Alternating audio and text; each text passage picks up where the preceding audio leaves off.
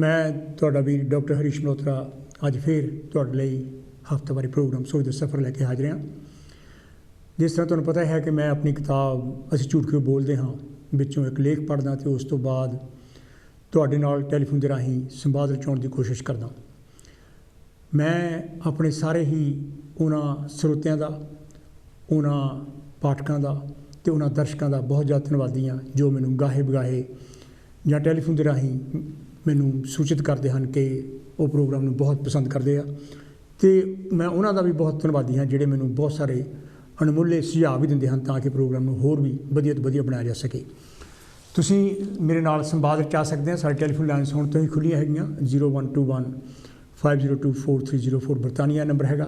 ਜੇ ਤੁਸੀਂ ਬਰਤਾਨੀਆ ਤੋਂ ਬਾਹਰ ਤੋਂ ਟੈਲੀਫੋਨ ਕਰ ਰਹੇ ਹਾਂ ਤਾਂ ਫਿਰ ਤੁਹਾਨੂੰ ਮੂਹਰੇ 0044 ਨੰਬਰ ਲਾਉਣਾ ਪਊਗਾ ਅਤੇ ਸਾਰਾ ਨੰਬਰ 0044 121 502 4304 ਨੰਬਰ ਜਿਹੜਾ ਹੈ ਘੁਮਾਉਣਾ ਪਊਗਾ।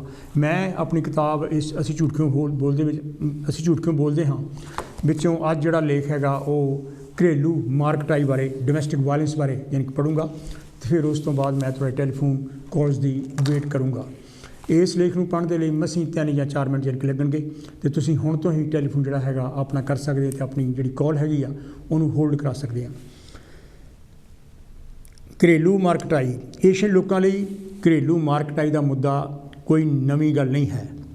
ਭਾਰਤ ਪੰਜਾਬ ਵਿੱਚ ਅਸੀਂ ਆਮ ਹੀ ਦੇਖਦੇ ਹਾਂ ਕਿ ਔਰਤਾਂ ਆਪਣੇ ਘਰਾਂ ਵਿੱਚ ਕਈ ਤਰ੍ਹਾਂ ਦੇ ਧੱਕਿਆਂ ਦਾ ਸ਼ਿਕਾਰ ਹੁੰਦੀਆਂ ਹਨ।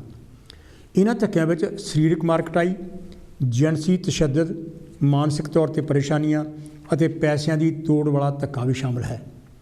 ਸ਼ਾਇਦ ਇਹੀ ਕਾਰਨ ਹੈ ਕਿ ਔਰਤਾਂ ਦੇ ਕੱਪੜਿਆਂ ਨੂੰ ਜੇਬਾਂ, ਖੀਸੇ ਨਹੀਂ ਲਾਏ ਜਾਂਦੇ ਤਾਂ ਕਿ ਉਹ ਮੁਹਤਾਜ ਬਣੀਆਂ ਰਹਿਣ।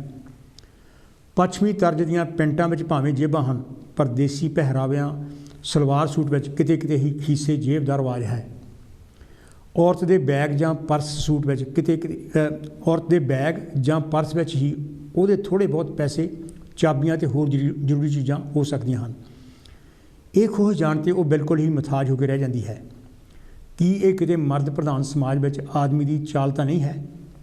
ਕਈ ਅਗਾਂਹ-ਵਧੂ ਔਰਤਾਂ ਦੀ ਖੋਜ ਅਤੇ ਸੋਚਣੀ ਇਹ ਵੀ ਹੈ ਕਿ ਔਰਤਾਂ ਨੂੰ ਇੱਕ ਵਸਤੂ ਸਮਝ ਕੇ ਹੀ ਗਹਿਣੇ ਪਹਿਨਾਉਣ ਦਾ ਰਿਵਾਜ ਚੱਲਿਆ ਸੀ ਤਾਂ ਕਿ ਉਹ ਅਗਰ ਕਾਬੂ ਤੋਂ ਬਾਹਰ ਜਾਣ ਦੀ ਕੋਸ਼ਿਸ਼ ਕਰੇ ਤਾਂ ਉਹਦੀਆਂ ਬੰਗਾਂ ਅਤੇ ਪੈਰਾਂ ਦੇ ਗਹਿਣੇ ਖੜਕਾ ਕਰਕੇ ਆਦਮੀ ਨੂੰ ਜਗਾ ਸਕਣ। ਇਹ ਬਾਅਦ ਵਿੱਚ ਰਿਵਾਜ ਅਤੇ ਫੈਸ਼ਨ ਬਣਨ ਨਾਲ ਵੀ ਔਰਤ ਨੂੰ ਵਸਤੂ ਵਾਂਗ ਸਜਣ ਸਜਾਉਣ ਵਾਲੀ ਗੱਲ ਅੱਜ ਤੱਕ ਕਾਇਮ ਹੈ। ਸੁਨਿਆਰੇ ਅਤੇ ਕੱਪੜੇ ਵੇਚਣ ਵਾਲਿਆਂ ਦੀ ਵਿਕਰੀ 'ਚ ਵਾਧਾ ਇਹਨਾਂ ਕਾਰਨਾਂ ਕਰਕੇ ਹੀ ਹੈ। ਘਰੇਲੂ ਮਾਰਕਟਾਈ ਦੀ ਪਰਿਭਾਸ਼ਾ ਨੂੰ ਹੋਰ ਅੱਗੇ ਤੋਰਨ 'ਤੇ ਗੱਲ ਸਾਫ਼ ਹੋ ਜਾਂਦੀ ਹੈ ਕਿ ਇਸ ਮੁੱਦੇ ਦੀ ਅਸਲੀ ਮਨਸ਼ਾ ਤਾਕਤ ਦੀ ਦੁਰਵਰਤੋਂ ਕਰਨਾ ਹੈ ਅਤੇ ਕਾਬੂ ਕਰਨਾ ਹੈ। ਇਹ ਕਾਬੂ ਅਤੇ ਦੁਰਵਰਤੋਂ ਉਸ ਵੇਲੇ ਹੁੰਦੀ ਹੈ ਜਦ ਔਰਤਾਂ ਫੋਨ ਨਹੀਂ ਕਰ ਸਕਦੀਆਂ, ਕਿਸੇ ਨਾਲ ਗੱਲ ਨਹੀਂ ਕਰ ਸਕਦੀਆਂ, ਪਰਿਵਾਰ ਅਤੇ ਦੋਸਤਾਂ ਨਾਲ ਨਾਤਾ ਤੋੜ ਦੇਣਾ। ਫਿਰ ਇਹ ਧੌਲਾ ਧੱਫਾ, ਕੁੱਟਮਾਰ, ਚਪੇੜਾਂ, ਮੁੱਕੇ ਘਸਾਉਣ ਵੀ ਹੋ ਸਕਦੇ ਹਨ ਅਤੇ ਤਾਨੇ ਮਿਹਣੇ ਵੀ ਦੇਣੇ ਵੀ ਹੋ ਸਕਦੇ ਹਨ। ਕਿਸੇ ਦੀ ਗਰੀਬੀ ਅਤੇ ਅਪੰਗਤਾ ਨੂੰ ਬਾਰ-ਬਾਰ ਜਤਾਉਣਾ ਵੀ ਹੋ ਸਕਦਾ ਹੈ। ਕੋਈ ਦਿਲ ਚੁਭਵੀਂ ਗੱਲ ਕਹਿਣਾ ਜਿਹਦੇ ਨਾਲ ਮਨ ਛਲਣੀ ਹੋ ਜਾਵੇ। ਆਪਣੇ ਮਨਪਸੰਦ ਦਾ ਕੱਪੜਾ ਅਤੇ ਖਾਣ ਪੀਣ 'ਤੇ ਪਾਬੰਦੀ ਲਾਉਣੀ, ਨਿਰੜ ਵਿਆਹ ਅਤੇ ਇੱਜ਼ਤ ਦੇ ਨਾਂ 'ਤੇ ਕਤਲ ਕਰਨਾ ਸਭ ਘਰੇਲੂ ਮਾਰਕਟਾਈ ਦੀ ਪਰਿਭਾਸ਼ਾ ਵਿੱਚ ਆਉਂਦਾ ਹੈ। ਘਰੇਲੂ ਮਾਰਕਟਾਈ ਦੀ ਕਤਾਰਬੰਦੀ ਵਿੱਚ ਜ਼ਿਆਦਾਤਰ ਔਰਤਾਂ ਅਤੇ ਬੱਚੇ ਆਉਂਦੇ ਹਨ। ਔਰਤਾਂ 'ਤੇ ਇਹ ਤਸ਼ੱਦਦ ਬਾਰ-ਬਾਰ ਕੀਤਾ ਜਾਂਦਾ ਹੈ ਅਤੇ ਉਹਨਾਂ ਦੀ ਜ਼ਖਮੀ ਹੋਣ ਦੀ ਦਰ ਵੀ ਦੁੱਗਣੀ ਹੈ। ਔਰਤਾਂ ਇਹੋ ਜਿਹੇ ਮਾਹੌਲ ਵਿੱਚ ਡਰ ਦੀ ਜ਼ਿੰਦਗੀ ਜਿਉਂਦੀਆਂ ਹਨ ਅਤੇ ਇਸ ਨਾਲ ਉਹਨਾਂ ਦੀ ਸਰੀਰਕ ਅਤੇ ਮਾਨਸਿਕ ਸਿਹਤ 'ਤੇ ਅਸਰ ਪੈਂਦਾ ਹੈ।